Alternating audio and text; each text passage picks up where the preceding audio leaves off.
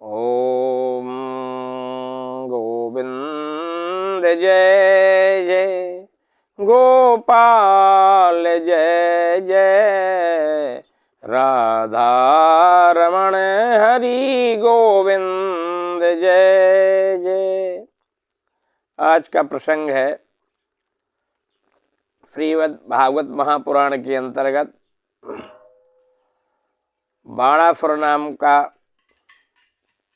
दैत्य, उसकी पुत्री का नाम था उषा और चित्रलेखा उसकी दासी थी। वो योग माया जानती थी। तो उसने देखा कृष्ण भगवान के पुत्र अनिरुद्ध का विवाह।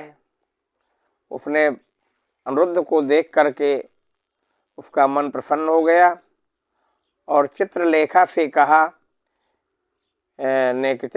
ने कहा कि क्यों तुम सखी दुखित हो। तो उन्होंने कहा कि आज मैंने एक देखा है इस बालक को, वो मुझे मन में बस गया है और मुझे आप उसका किसी तरह से मिलन करवाइए।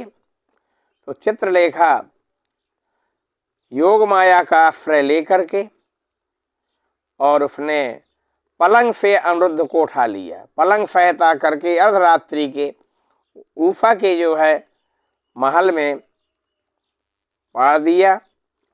और यहाँ अनिरुद्ध को कृष्ण भगवान खोजते रहे, सभी लोग ढूंढते रहे कि अनिरुद्ध कहाँ गया।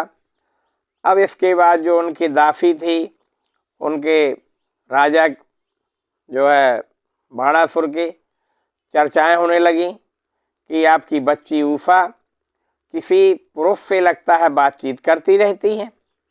अब एक खोज में परेशान थे। कुछ समय नारद जी घूमते हुए आए, नारायण नारायण कहते हुए गए और उन्होंने कहा, भगवान आप अपने पुत्रों का भी ख्याल रखते हैं कि कितने पुत्र कहाँ कौन निवास कर रहे हैं। बोले क्या है? बोले हमको तो नजर में अनिरुद्ध दिखाई नहीं देता। बोले क्या है अनिरुद्ध है? तो इसके बाद खोज चली, पता चला कि बाणासुर के नगरी में वहां पर बंदी बनाए हुए हैं अनिरुद्ध को। चढ़ाई किया, कृष्ण भगवान ने सेना संहारी। प्रद्युम्न और कृष्ण बलराम सभी लोग फौज फाटा लेके बाणासुर पर चढ़ाई की और बाणासुर की भी भुजाएं तृप्त नहीं हो रही थी। उन्हें कहा था कि जब आपके महलों का झंडा नीचे झुक जाए तब जान लेना कि तुम्हारा कोई तो योद्धा तुम्हारे युद्ध करेगा और तुम पराजित हो जाओगे। बाणासुर का और कृष्ण भगवान बाणासुर का प्रद्युम्न का युद्ध हुआ और इन्होंने वैष्णव जो छोड़ा, शंकर जी का भक्त था, शंकर जी इनकी तरफ से बाणासुर की तरफ से लड़ने आ गए। तो शंकर जी का और कृष्ण भगवान का युद्ध हुआ।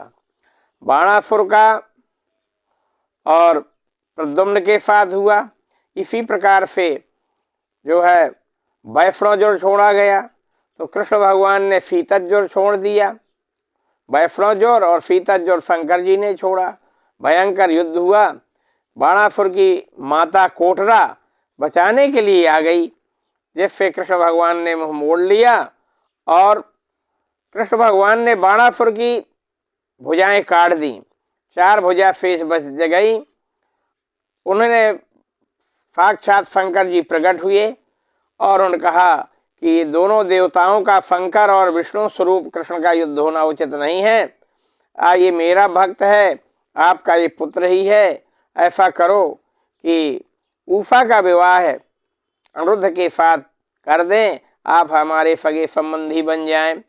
और जो कोई का स्मरण करेगा वैष्णव ज्वर और शीतल ज्वर को, उससे को कभी ज्वर नहीं आएगा।